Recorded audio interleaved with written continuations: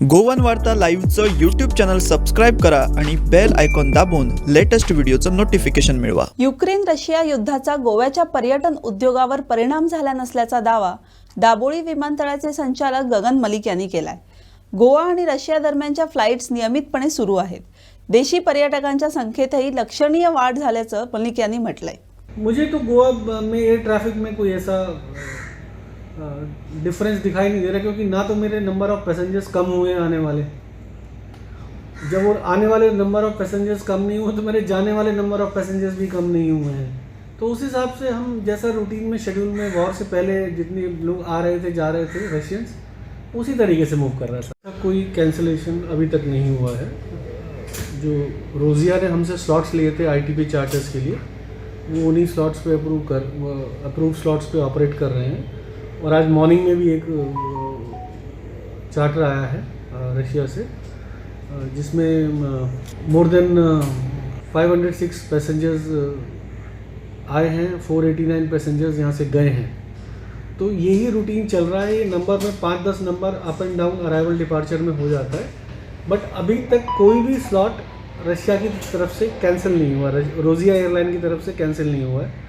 तो जहाँ तक मैं समझ पा रहा हूँ, इस कॉन्फ्लिक्ट का इस टूरिज़्म सेक्टर पे या इस टूरिज़्म रिलेटेड फ्लाइट पे कोई असर दिख नहीं रहा है अभी तक। एवरी 9th डे और 10th day one flight is coming. They have taken 9 slots from us. So far they have operated 7 slots।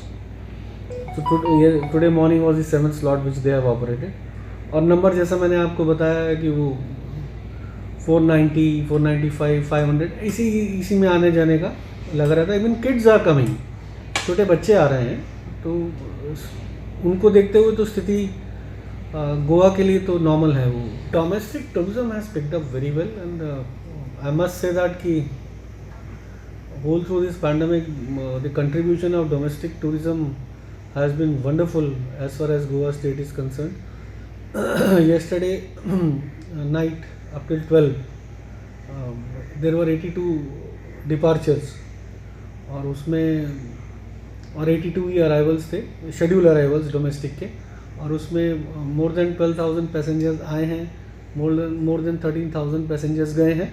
तो ये बेसिकली सीक्वेंशियल है, डिपेंड करता है किस तरह के वीकेंड्स हैं, किस तरह के वीकडेज हैं, लीव्स के कैसे सिनेरियो हैं। But domestic flights have picked up very well. और जो शुरू में हमारा एवरेज जब हमने ओमिक्रॉन के बाद दोबारा से स्टार्ट किया था, बहुत कम था, 40 डिपार्चर, फिर बढ़ के 50, 55, 60, अभी हम 80 डिपार्चर्स पर डे हैंडल कर रहे हैं।